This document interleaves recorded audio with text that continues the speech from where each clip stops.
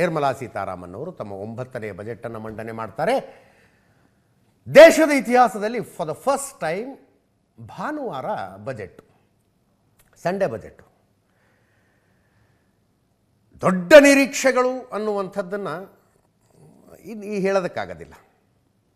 5 state election ಇದ್ದಾವೆ, ಆದ್ದರಿಂದ ಆ ರಾಜ್ಯಗಳವರು ದೊಡ್ಡ ದೊಡ್ಡ ನಿರೀಕ್ಷೆಗಳನ್ನು ಇಟ್ಕೊಳ್ಳೋಕೆ ಅಡ್ಡಿ ಇಲ್ಲ.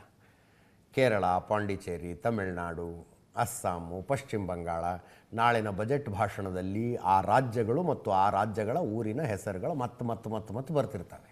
ಅರ್ಥ ಮಾಡ್ಕೊಳ್ಳಿ, ಓ ಇದು ಏನಪ್ಪ ಎಲೆಕ್ಷನ್ ಕಾರಣಕ್ಕೆ ಅಂತ. ಲಾಸ್ಟ್ ಇಯರು 50,65,345 ಕೋಟಿ ರೂಪಾಯಿಯ ಬಜೆಟ್ ಇತ್ತು. ಈ ಸಲ ಒಂದು 54 ಲಕ್ಷಕ್ಕೆ ಹೋಗ್ಬೋದು. ಅದು ಬಜೆಟ್ನ ಒಟ್ಟು ಗಾತ್ರ 54 ಲಕ್ಷಕ್ಕೆ ಹೋಗ್ಬೋದು. ಈ ಸಲ ಬಜೆಟ್ ಮೇಲೆ ಜಿಯೋಪಾಲಿಟಿಕ್ಸ್ನ ಪ್ರಭಾವ ತುಂಬ ಇರುತ್ತೆ ಅಂತ ಅನ್ಸುತ್ತೆ ನನಗೆ. ಯಾಕಂದರೆ ಸಿಚುವೇಶನ್ನೇ ಒಂಥರ ಬೇರೆ ಇದೆ. ಆ ಡೊನಾಲ್ಡ್ ಟ್ರಂಪ್ ಕಾರಣಕ್ಕೆ, ಬಾಂಗ್ಲಾದೇಶದ ಕಾರಣಕ್ಕೆ ಅದರ ಇಂಪ್ಯಾಕ್ಟು ಬಜೆಟ್ ಮೇಲೆ ಕಾಣಿಸುತ್ತೆ. ಬಹುಶಃ ಡಿಫೆನ್ಸ್ ಬಜೆಟ್ಗೆ ಹಿಂದೆ ಯಾವತ್ತಿಗಿಂತಲೂ ಜಾಸ್ತಿ ದುಡ್ಡನ್ನು ಈ ಸಲ ಮೀಸಲಾಗಿಟ್ಟರೇನು ಆಶ್ಚರ್ಯ ಪಡಬೇಕಾಗಿಲ್ಲ. ಅಥವಾ ಕೆಲವು ಡಿಫೆನ್ಸ್ ಪ್ರೊಕ್ಯೂರ್ಮೆಂಟ್ಗಳು ಕೂಡ ಅನೌನ್ಸ್ ಆಗಬಹುದು. ಬಂಗಾರದ ಮೇಲಿನ ಇಂಪೋರ್ಟ್ ಡ್ಯೂಟಿ ಕಡಿಮೆ ಮಾಡ್ತಾರೆ, GST ಕಡಿಮೆ ಮಾಡ್ತಾರೆ ಅಂತ ಒಂದು ಲೆಕ್ಕ ಇದೆ. 2.5% GST ಇದೆ ಬಂಗಾರ. ಈಗ ಅದು 1.25% ಇಳಿಸ್ಬೇಕು ಅಂತ.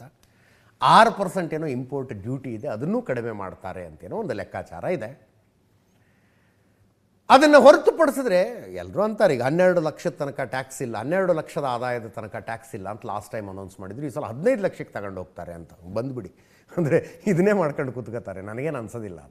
ಮತ್ತೆ ಟ್ಯಾಕ್ಸ್ ಬ್ರ್ಯಾಕೆಟ್ ದೊಡ್ಡದು ಮಾಡ್ತಾರೆ ಅಂತ ನನಗೇನು ಅನ್ಸೋದಿಲ್ಲ. ಆದರೆ ಒಂದು ಇಂಟ್ರೆಸ್ಟಿಂಗ್, ಈ ನ್ಯಾಷನಲ್ ಲೆವೆಲ್ನ ಬಿಸ್ನೆಸ್ ಚಾನಲ್ಗಳಲ್ಲಿ ಚರ್ಚೆ ಆಗ್ತಾ ಇದೆ.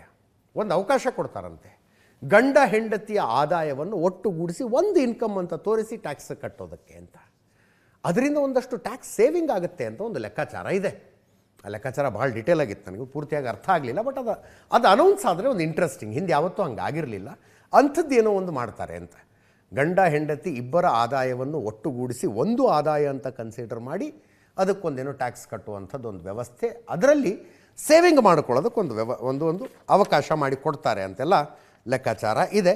ನಾಳೆ 11 ಗಂಟೆಗೆ ಬಜೆಟ್ ಸ್ಪೀಚ್ ಶುರುವಾಗೋದು.